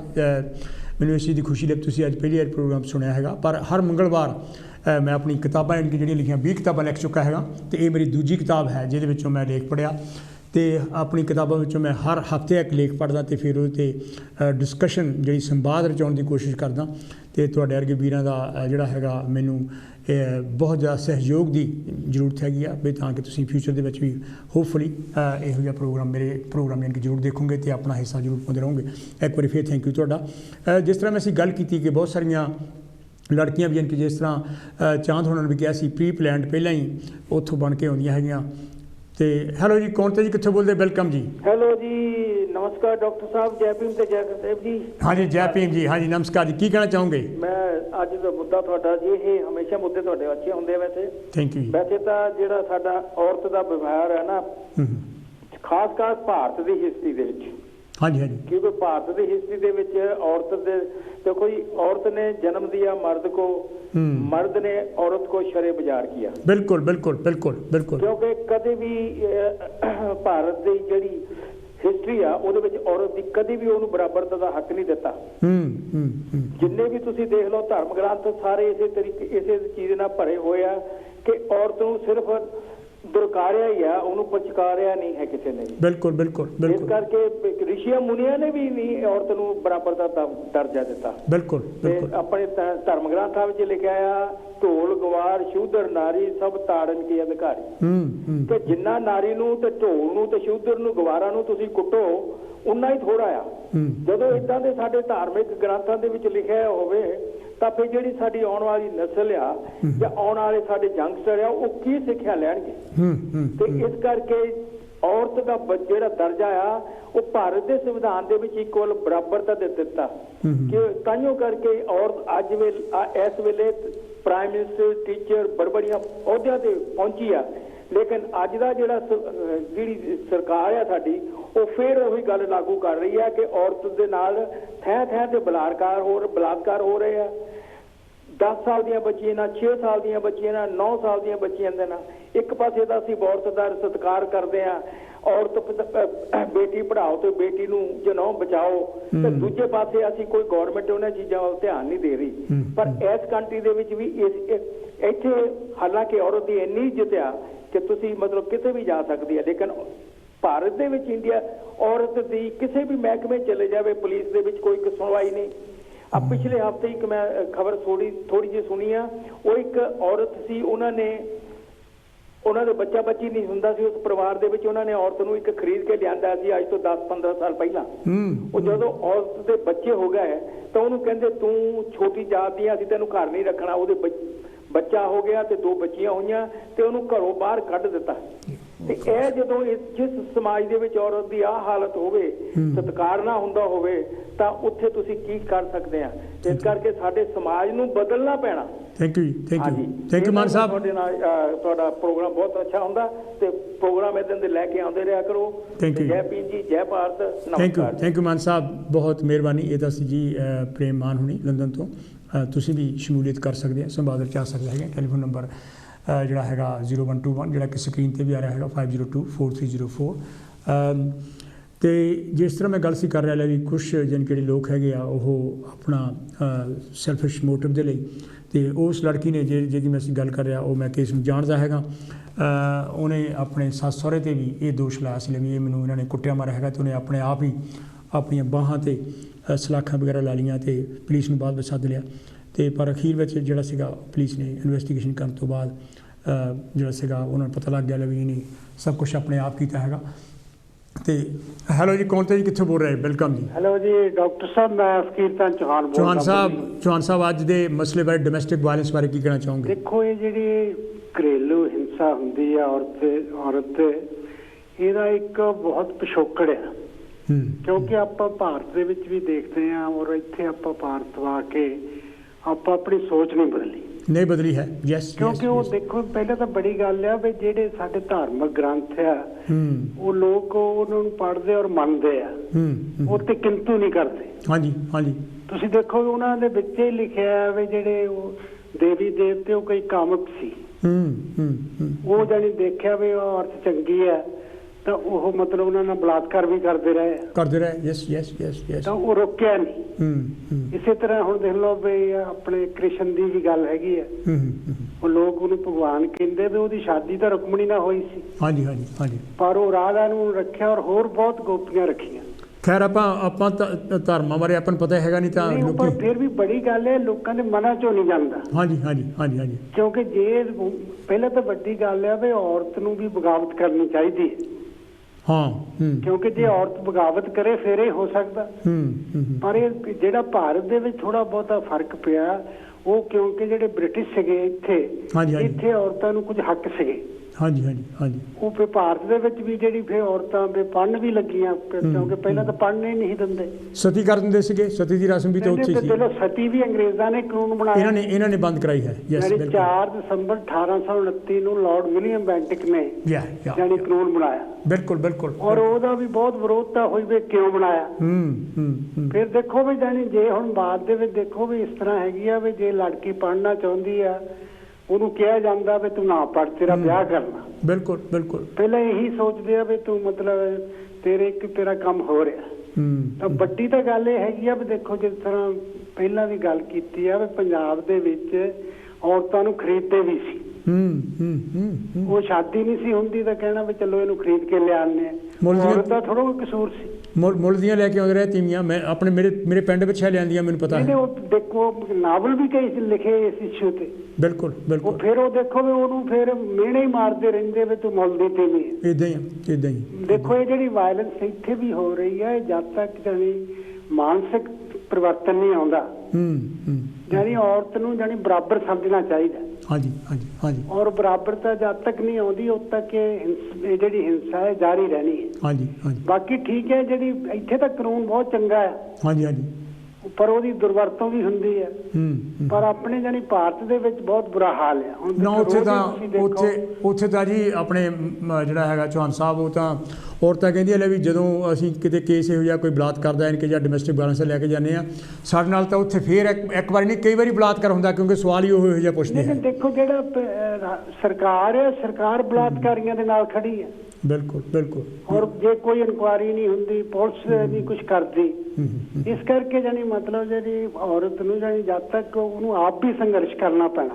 ਹਾਂਜੀ ਸੰਘਰਸ਼ ਤੋਂ ਬਿਨਾਂ ਨਹੀਂ ਹੋਣਾ। Thank you. ਔਰ ਬਹੁਤ ਵਧੀਆ ਵਿਸ਼ਾ ਸੀ। ਥੈਂਕ ਯੂ ਜੀ। ਇਹ ਤਾਂ ਸੀ ਜੀ ਫਕੀਰਚੰਦ ਚੌਹਾਨ ਹੋਣੀ ਬਰਮਿੰਘਮ ਤੋਂ। ਤੁਸੀਂ ਵੀ, ਕਿਉਂਕਿ ਮੈਂ ਚਾਹੁੰਦਾ ਵੱਧ ਤੋਂ ਵੱਧ ਸ਼ਮੂਲੀਅਤ ਜਾਨੀ ਕਿ ਹੋਵੇ, ਇਸੇ ਕਰਕੇ ਜਿਹੜਾ ਮੈਂ ਘੱਟ ਬੋਲਣਾ ਚਾਹੁੰਦਾ ਵੀ ਤਾਂ ਕਿ ਤੁਹਾਡੇ ਮੈਂ ਵਿਚਾਰ ਸੁਣਨੇ ਚਾਹੁੰਦਾ। ਅਤੇ ਜਿਹੜੇ ਵਿਚਾਰ ਲੋਕਾਂ ਦੇ ਹੈਗੇ ਉਹਨਾਂ ਦੇ ਵਿਚਾਰ ਹੈਗੇ ਆ, ਨਾ ਤਾਂ ਉਹ ਮੇਰੇ ਆਪਣੇ ਵਿਚਾਰ ਹੈਗੇ ਆ ਅਤੇ ਨਾ ਹੀ ਕਾਂਛੀ ਟੈਲੀਵਿਜ਼ਨ ਦੇ ਉਹ ਵਿਚਾਰ ਹੈਗੇ ਆ। ਮੈਂ ਇਸ ਕਰਕੇ ਜੇ ਕੋਈ ਕਿਸੇ ਧਰਮ ਬਾਰੇ ਯਾਨੀ ਕਿ ਜਾਂ ਕਿਸੇ ਹੋਰ ਬਾਰੇ ਕੋਈ ਟਿੱਪਣੀ ਕਰਦਾ ਹੈਗਾ ਤਾਂ ਉਹਦੇ ਲਈ ਨਾ ਤਾਂ ਮੈਂ ਜ਼ਿੰਮੇਵਾਰ ਹਾਂ ਅਤੇ ਨਾ ਹੀ ਕਾਂਛੀ ਟੈਲੀਵਿਜ਼ਨ ਜ਼ਿੰਮੇਵਾਰ ਹੈ। हेलो जी, कौन थे जी, कितने बोल रहे? वेलकम है जी। मैं बोल रही हूँ बर्मिंघम से। हाँ जी। सबसे पहले तो आप इसमें बताइए कि पास कि ये जो टॉपिक है, मैंने कहीं से यहाँ के मुद्दे डिफरेंट होते हैं ऑल चैनल्स पे। जिन मुद्दों पर हमें बात करनी है वो मुद्दे हम नहीं लेके आते। पर मैं आपसे ये कहूँ कि आपको ये बधाई हो इस पत्र के लिए, आपको सैल्यूट करना चाहिए। मैं कहती हूँ हमारी औरतों के लिए ये बहुत ही अच्छा प्रोग्राम लेके आए, और एक माँ बाप के लिए जिनकी बेटियां जाती हैं और जिनके भाइयों की बहनें जाती हैं। पर मैं सबसे पहले ये कहना चाहूँगी कि जो औरत को नीचा रखना, जैसे ही शादी होती है औरत को जब लेकर आते हैं घर में तो उसको पहले ही सिखाया गया था लड़के को कि इसको नीचे रखना है, इसको दबा के रखना है, नहीं तो ये तुम्हारे ऊपर चढ़ जाएगी। और इसको ज्यादा रिश्तेदार से मिलने जुलने नहीं देते, बाहर जाने नहीं देंगे, नजर लगाई रखते कि कहीं किसी से बात तो नहीं कर रही है औरत। वो चाहे लड़की पढ़ी लिखी हो, कितनी भी हो, उसको डिमोरलाइज कर देते हैं कि वो बेचारी का जो सेल्फ कॉन्फिडेंस है वो लूज हो जाता है। तो इसलिए माँ बाप, घर वाले, ये अकेला आदमी ही नहीं है, ये एक ग्रुप है, एक बिग ग्रुप है जिसको मैं कह सकती हूँ कि ये सास ससुर भी कह सकते, बहनें हैं जो लड़के की, जो लड़के के चाचा चाची हैं, जो ताया ताई हैं, जो भी है, ये सब एक मिली जुली सरकार की तरह कह लो कि इकट्ठे हो जाते हैं, ग्रुप बना लेते हैं उस लड़की के चारों तरफ। ऐसा लगता है कि वो लड़की से शादी करके नहीं आया, वो एक नौकरानी लेके आया है, कि वो यहाँ या इंडिया। कई लोग फिर बाद में जब उसको इतना तंग करते हैं, जब वो लड़की बोलती है, जब लड़की घर से निकल जाती है तो कहते हैं ये लड़की खराब थी, हमारा बेटा तो ठीक था, ये बेटी खराब थी, ये पहले इसकी प्लान थी, ये प्लान नहीं होती। जरा सोच के देखो, उस लड़की से मिलकर देखो जिसने ये सब कुछ सहा है। सिर्फ उनका काम है कि ये घर पर आए, किचन का काम करे, और नौकरी करे, वहां से पैसे लाए, सीधा घर पर आकर आदमी के हाथ में रख दे और या सास ससुर के हाथ में रखे।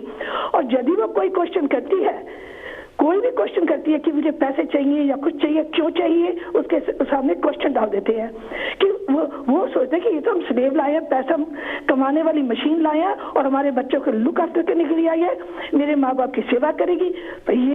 और अगर वो थोड़ा सा भी बोलने की कोशिश करती है तो उसको वो उसी वक्त मारना कूटना या इस तरह की बातें करते हैं। इवन वो प्रेग्नेंट लेडी को भी नहीं छोड़ते, जो प्रेग्नेंट वुमेन है उसको भी नहीं छोड़ते कि उस कम से कम उस तरह से सोचो कि उसका बच्चा होने वाला है, उसको एक माहौल देना चाहिए जो खुशी का माहौल हो।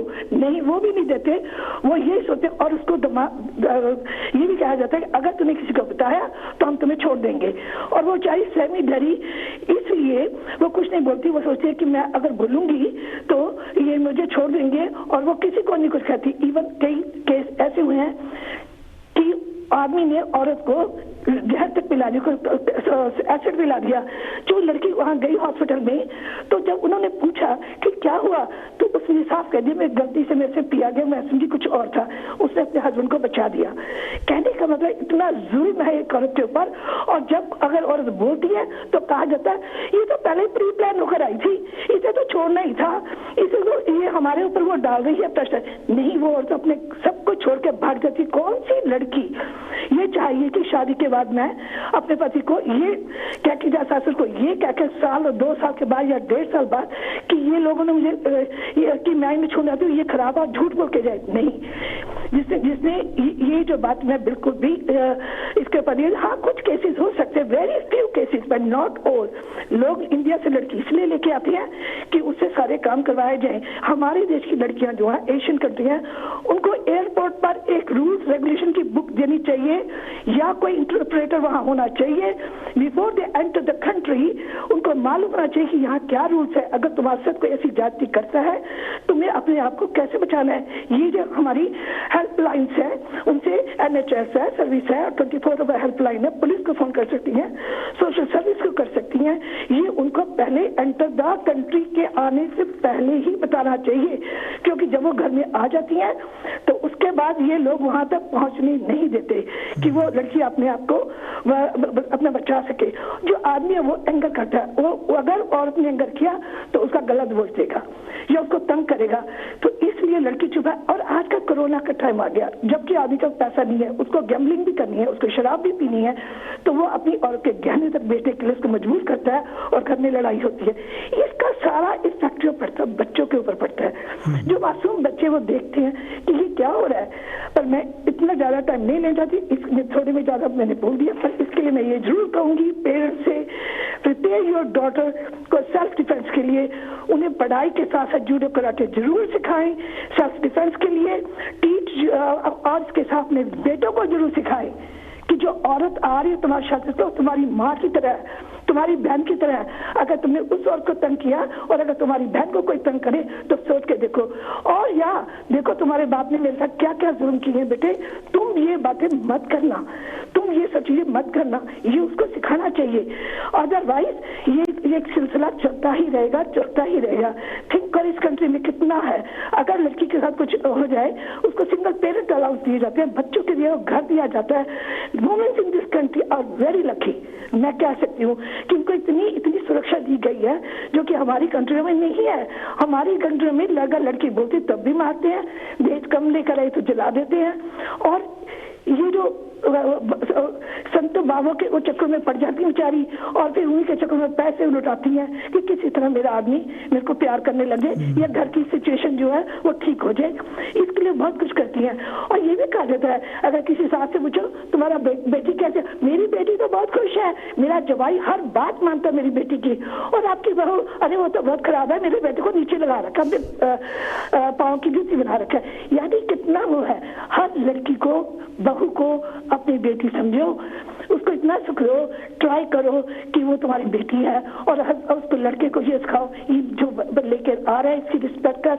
और मैं कहूँगी सही माने में आदमी वही है जो अपनी ट्रीट करे अपनी फैमिली को, ट्रीट अपनी वाइफ को करे, रिस्पेक्ट दे और ट्रीट लाइक ए क्वीन अपनी वाइफ को, क्योंकि वो उसके बच्चों की माँ है, उसके माँ बाप को देखती है, उसको देखती है, उसको खुश रखने की कोशिश करे। मैं यहीं पर रोकती हूँ अपनी ये बात, तो मेरे को लगता है कि अभी और लोग भी आए होंगे। थैंक यू फॉर इस टॉपिक को लाने का, आपको फिर बार बार मैं सैल्यूट करती हूँ। थैंक यू ਇਹ ਤਾਂ ਸੀ ਜੀ ਰਚਨਾ ਹੋਣੀ, ਤੁਸੀਂ ਵੀ ਆਪਣੇ ਵਿਚਾਰ ਸਾਡੇ ਨਾਲ ਸਾਂਝੇ ਕਰ ਸਕਦੇ ਆ। ਸਾਡੀਆਂ ਟੈਲੀਫੋਨ ਲਾਈਨਸ ਖੁੱਲ੍ਹੀਆਂ ਹੈਗੀਆਂ 0121502304 ਜਿਹੜਾ ਕਿ ਟੈਲੀਫੋਨ ਨੰਬਰ ਸਕਰੀਨ 'ਤੇ ਵੀ ਆ ਰਿਹਾ। ਅਤੇ ਮੈਂ ਆਪਣੇ ਨੂੰ ਘੱਟ ਬੋਲਣਾ ਚਾਹੁੰਦਾ ਕਿਉਂਕਿ ਮੈਂ ਆਪਣਾ ਲੇਖ ਪੜ੍ਹ ਚੁੱਕਾ ਹੈਗਾ, ਹੋਰ ਵੀ ਬਹੁਤ ਸਾਰੀਆਂ ਗੱਲਾਂ ਹੈਗੀਆਂ, ਪਰ ਮੈਂ ਤੁਹਾਡੀ ਗੱਲ ਜ਼ਰੂਰ ਸੁਣਨੀ ਚਾਹੁੰਦਾ। ਜਿਹੜਾ ਹੈਗਾ ਤੁਸੀਂ ਟੈਲੀਫੋਨ ਲਾਈਨ ਸਾਨੂੰ ਜੇ ਬਾਹਰੋਂ ਕਰ ਰਹੇ ਤਾਂ ਫਿਰ ਤੁਹਾਨੂੰ 0044 ਨੰਬਰ ਪਹਿਲਾਂ ਲਾਉਣਾ ਪਊਗਾ, ਅਤੇ ਫਿਰ ਨੰਬਰ 121 ਅਤੇ 50243004 ਨੰਬਰ ਘੁਮਾਉਣਾ ਪਊਗਾ, ਕਿਉਂਕਿ ਟੌਪਿਕ ਜਿਹੜਾ। ਹੈਲੋ ਜੀ, ਕੌਣ ਤੇ ਜੀ, ਕਿੱਥੋਂ ਬੋਲਦੇ? ਵੈਲਕਮ ਹੈ ਜੀ। ਹੈਲੋ ਡਾਕਟਰ ਸਾਹਿਬ। ਹਾਂ ਜੀ, ਕੀ ਹਾਲ ਹੈ? ਸੁਮਨ ਸਾਹਿਬ, ਕੀ ਕਹਿਣਾ ਚਾਹੋਗੇ? Thank you very much. ਹੋਰ ਕਿਸ ਤਰ੍ਹਾਂ, ਠੀਕ ਹੋ? ਹਾਂ, ਮੈਂ ਬਿਲਕੁਲ ਠੀਕ ਹਾਂ। ਕੀ ਕਹਿਣਾ ਚਾਹੋਗੇ ਡੋਮੈਸਟਿਕ ਵਾਇਲੈਂਸ ਬਾਰੇ? Domestic violence doctor Sahib ji, ਕਈ ਦਫਾ ਜਦ ਤੁਸੀਂ ਦੇਖਦੇ ਆ, ਹਾਂਜੀ, ਖਾਸ ਕਰ ਇਹਨਾਂ ਮੁਲਕਾਂ ਦੇ ਵਿੱਚ ਤੁਹਾਨੂੰ ਯਕੀਨ ਨਹੀਂ ਆਉਂਦਾ ਬਿਲਕੁਲ ਕਿ ਵੀ ਜਿਹੜੀ ਇੱਕ ਆਪਣੇ ਆਪ ਨੂੰ ਮਾਡਰਨ, ਐਜੂਕੇਟਡ, ਕਲਚਰਡ ਔਰ ਐਡਵਾਂਸ ਕੰਟਰੀ ਸੋਸਾਇਟੀ ਹੋਵੇ, ਔਰ ਉੱਥੇ ਇਹੋ ਜਿਹਾ ਹੀਨੀਅਸ ਡੋਮੈਸਟਿਕ ਵਾਇਲੈਂਸ ਹੋਵੇ ਤਾਂ ਤੁਹਾਨੂੰ ਯਕੀਨ ਨਹੀਂ ਆਉਂਦਾ। ਇੱਥੇ 2 ਤੋਂ ਜ਼ਿਆਦਾ ਔਰਤਾਂ ਹਰ ਹਫ਼ਤੇ ਮਰਦੀਆਂ ਡੋਮੈਸਟਿਕ ਵਾਇਲੈਂਸ ਕਰਕੇ। ਤੁਸੀਂ, ਮੈਂ ਥੋੜ੍ਹੇ ਚਿਰ ਹੋ ਕੇ 3-4 ਵੀਕਾਂ ਦੀ ਗੱਲ ਹੈ ਉਹ ਦੱਸ ਰਿਹਾ, ਕਿਉਂਕਿ ਅੱਜ ਕੱਲ੍ਹ ਨਾ ਆ ਕਰੋਨਾ ਵਾਇਰਸ ਕਰਕੇ, ਕਿਉਂਕਿ ਬਹੁਤ ਸਾਰੇ ਲੋਕਾਂ ਨੂੰ ਘਰ 'ਚ ਰਹਿਣਾ ਪੈ ਰਿਹਾ। ਬਿਲਕੁਲ ਬਿਲਕੁਲ ਬਿਲਕੁਲ। ਜਿਹੜੀ ਕਲੋਜ਼ ਪ੍ਰੋਕਸੀਮਿਟੀ ਆ ਨਾ, ਹਾਂਜੀ ਹਾਂਜੀ, ਉਹ ਬਹੁਤ ਜ਼ਿਆਦਾ ਲੋਕੀ ਔਰਤਾਂ ਤੰਗ ਹੋ ਚੁੱਕੀਆਂ। Absolutely, I agree. ਬਹੁਤ ਬੁਰੀ ਤਰ੍ਹਾਂ। ਇਹ ਸੁਮਨ ਸਾਹਿਬ, ਡੋਮੈਸਟਿਕ ਵਾਇਲੈਂਸ ਦੇ ਕੇਸਿਸ ਵਧੇ ਹੈ, ਮੈਂਟਲ ਹੈਲਥ ਦੇ ਕੇਸਿਸ ਵਧੇ ਹੈ, ਚਾਈਲਡ ਅਬਿਊਜ਼ ਦੇ ਕੇਸਿਸ ਵਧੇ ਹੈ। ਉਹਦੇ ਨਾਲ ਇਹ ਆ ਨਾ ਕਿ ਇੱਕ ਫਰਕ ਕੀਤਾ, ਇੱਕ ਘਰ ਦੇ ਵਿੱਚ ਇੱਕ ਆਦਮੀ ਵਾਇਲੈਂਟ ਆ, ਉਹ ਆਪਣੇ ਘਰਵਾਲੀ ਨਾਲ ਜਾਂ ਬੱਚਿਆਂ ਨਾਲ ਵਾਇਲੈਂਟ ਕਰ ਰਿਹਾ ਹੈਗਾ, ਤੇ ਉਹਦਾ ਜਿਹੜਾ ਅਸਰ ਹੈ ਉਹ ਸਾਰੇ ਪਰਿਵਾਰ ਤੇ ਹੋ ਰਿਹਾ। Absolutely, yes yes. ਔਰ ਮੈਂ ਇਹ ਦੇਖਿਆ ਕਿ ਕੁਛ ਦੀ ਰਿਪੋਰਟ ਸੀਗੀ ਇੱਕ ਦਿਨ, ਕੋਈ 6-7 ਵੀਕ ਦੀ ਗੱਲ ਹੈ, ਉਹ ਦੱਸ ਰਹੇ ਸੀਗੇ ਕਿ ਅੱਜ ਕੱਲ੍ਹ ਕੀ ਹੋ ਰਿਹਾ, ਕਿਉਂ ਵਾਇਲੈਂਸ ਵੱਧ ਗਿਆ, ਔਰ ਡੋਮੈਸਟਿਕ ਵਾਇਲੈਂਸ ਦੀਆਂ ਰਿਪੋਰਟਸ ਬਹੁਤ ਜ਼ਿਆਦਾ, ਹਜ਼ਾਰਾਂ ਦੀ ਗਿਣਤੀ ਵਿੱਚ, ਔਰ 2-4 ਔਰਤਾਂ ਰੋਜ਼ ਜਾਣੀ ਮਰਡਰ ਹੋ ਰਹੀਆਂ ਨੇ, 2 ਤੋਂ ਜ਼ਿਆਦਾ ਮਰਡਰ ਹੋ ਰਹੀਆਂ ਹਰ ਹਫ਼ਤੇ। ਮੈਂ ਇਹਨਾਂ ਫਿਗਰ ਤਾਂ ਨਹੀਂ ਪਤਾ, ਪਰ ਰੋਜ਼ ਇਹ ਹੋ ਰਿਹਾ ਹੈਗਾ। ਔਰ ਦੂਸਰੀ ਗੱਲ ਇਹ ਵੀ ਮੈਂ ਕਹਿ ਦਵਾਂ ਕਿ ਬਈ ਇਹ ਨਾ ਸਮਝੋ ਵੀ ਇਹ ਵੈਸਟਰਨ ਸੋਸਾਇਟੀ ਦੇ ਵਿੱਚ ਹੀ ਹੋ ਰਿਹਾ, ਸਾਡੇ ਭਾਈਚਾਰੇ 'ਚ ਵੀ ਇਹ ਕੁਛ ਹੋ ਰਿਹਾ ਹੈਗਾ। ਬਿਲਕੁਲ, ਸਾਡੇ ਸਮਝ ਗੱਲ ਇਹ ਹੈ ਕਿ ਸਾਡਾ ਭਾਈਚਾਰਾ ਉਹ ਥੋੜ੍ਹਾ ਜਿਹਾ ਨਾ ਬਾਹਰ ਨਹੀਂ, ਉਹ ਟੈਬੂ ਆ ਕਿ ਉਹ ਬਾਹਰ ਨਹੀਂ ਨਿਕਲ ਦੇ ਰਿਹਾ। Yes yes. ਜਿਹੜੀ ਔਰਤ ਹੈ ਉਹ ਅੰਦਰ ਹੀ ਅੰਦਰ ਮਤਲਬ ਦੁਖੀ ਹੋ ਜਾ ਰਹੀ ਆ, ਲੇਕਿਨ ਉਹ ਕਹਿੰਦੀ ਹੈ ਕਿ ਮੇਰੇ ਕਿਤੇ ਬਾਹਰ ਨਾ ਨਿਕਲ ਜਾਏ, ਮੇਰੀ ਆਵਾਜ਼ ਮੇਰੀ ਰੋਂਦੀ ਦੀ ਆਵਾਜ਼, ਮੇਰੀਆਂ ਚੀਖਾਂ ਜਿਹੜੀਆਂ ਹੈਗੀਆਂ, ਇਹ 4 ਦੀਵਾਰੀ ਤੋਂ ਕਿਤੇ ਬਾਹਰ ਨਾ ਨਿਕਲ ਜਾਣ। ਪਰ ਉਹ 4 ਦੀਵਾਰੀ ਦੇ ਅੰਦਰ ਇੰਨੀਆਂ ਚੀਖਾਂ ਜਿਹੜੀਆਂ, ਇੰਨੀਆਂ ਚੀਖਾਂ ਉਹਦੀਆਂ ਇੰਨੀਆਂ ਦਰਦਨਾਕ ਆ ਕਿ ਤੁਹਾਨੂੰ ਦੇਖ ਕੇ ਤੁਸੀਂ ਸੋਚਦੇ ਆ ਕਿ ਜਿੱਥੇ ਦੁਨੀਆ ਇੰਨੀ ਐਡਵਾਂਸ ਹੋ ਗਈ, ਸਭ ਕੁਝ ਹੋ ਗਿਆ, ਟੈਕਨੋਲੋਜੀ ਆ ਗਈ, ਪਤਾ ਨਹੀਂ ਕਿੱਧਰ ਆ ਗਿਆ, ਪਰ ਅਸੀਂ ਸੋਸ਼ਲੀ ਐਂਡ ਕਲਚਰਲੀ ਤੌਰ ਤੇ ਅਸੀਂ ਕਿੰਨਾ ਇਹ ਸੋਸਾਇਟੀ ਭਾਈਚਾਰਾ ਨਿਕਲੀ ਜਾ ਰਿਹਾ। ਬਿਲਕੁਲ ਬਿਲਕੁਲ। ਔਰ ਸੋਸਾਇਟੀ ਜਿਹੜੀ ਹੈ ਕਿਸੇ ਮੁਲਕ 'ਚ ਚੱਲ ਜਾਓ, ਅੱਜ ਤੁਸੀਂ ਦੇਖਦੇ ਆ ਵੀ ਬੁਰੀ ਤਰ੍ਹਾਂ ਫ੍ਰੈਕਚਰ ਹੋ ਚੁੱਕੀ ਆ। ਕਿਤੇ ਵੀ ਚੱਲ ਜਾਏ, ਇੰਡੀਆ ਚੱਲ ਜਾਓ, ਹੋਰ ਮੁਲਕਾਂ ਚੱਲ ਜਾਓ, ਚਲੋ ਬਾਹਰਲੇ ਮੁਲਕਾਂ ਦਾ ਤੁਹਾਨੂੰ ਜਦ ਮੈਂ ਇੰਡੀਆ ਦਾ ਆਪਣੇ ਭਾਈਚਾਰੇ ਬਾਰੇ ਕਹਿ ਸਕਦਾ, we are totally a fractured society. ਬਿਲਕੁਲ ਬਿਲਕੁਲ। ਔਰ ਇਹਦਾ ਰੱਬ ਜਾਣੇ ਇਹਦਾ ਕੀ ਹੱਲ ਹੋਏਗਾ। ਖਾਸ ਕਰ ਡਾਕਟਰ ਸਾਹਿਬ, ਜਿਹੜੀ ਸਾਡੇ ਸਮਾਜ ਜਿਹੜੀ ਖਤਰਨਾਕ ਚੀਜ਼ ਆ ਨਾ, ਮੈਂ ਇਹ ਨਹੀਂ ਕਹਿੰਦਾ ਕਿ ਲੈ ਵੀ ਜਿਹੜੀ ਯੰਗ ਜਨਰੇਸ਼ਨ ਮੋਹਰੇ ਆ ਰਹੀ ਆ ਉਹਨੂੰ ਅਕਲ ਨਹੀਂ ਜਾਂ ਉਹਨੂੰ ਪਤਾ ਨਹੀਂ ਗਾ, ਪਰ ਉਹਨਾਂ ਕੋਲ ਉਹ ਰਿਸਪੌਂਸਿਬਿਲਿਟੀ ਨਹੀਂ ਹੈਗੀ ਜਿਹੜੀ ਕਿ ਅਸੀਂ ਲੈ ਕੇ ਇੱਥੇ ਆਏ ਹਾਂ। Yes yes. ਜਿਹੜੀ ਫਾਊਂਡੇਸ਼ਨ ਅਸੀਂ ਇਸ ਮੁਲਕ ਦੇ ਵਿੱਚ ਸਟਰੋਂਗ ਵਿੱਚ, ਮੇਰੇ ਕਹਿਣ ਦਾ ਮਤਲਬ ਮੈਂ ਇਕੱਲਾ ਨਹੀਂ ਕਹਿ ਰਿਹਾ, ਜਿਹੜੇ ਪੁਰਾਣੇ ਲੋਕ ਇੱਥੇ ਆਏ ਆ ਉਹ ਫਿਰ ਵੀ ਉਹ ਸੱਭਿਅਤਾ ਦੇ ਵਿੱਚੋਂ ਆਏ ਸੀ, ਕਲਚਰ ਦੇ ਵਿੱਚੋਂ ਆਏ ਸੀ, ਫੈਮਲੀਆਂ ਨੂੰ ਚਾਹੁੰਦੇ ਸੀ ਇਕੱਠੀਆਂ ਰਹਿਣ। ਪਰ ਅੱਜ ਦਾ ਜਿਹੜਾ ਨਵਾਂ ਜ਼ਮਾਨਾ ਹੈ ਰਿਹਾ, ਇਹਦੇ ਵਿੱਚ ਤਾਂ ਕੋਈ ਰਿਸ਼ਤਾ ਰਹੇਗਾ ਹੀ ਨਹੀਂ।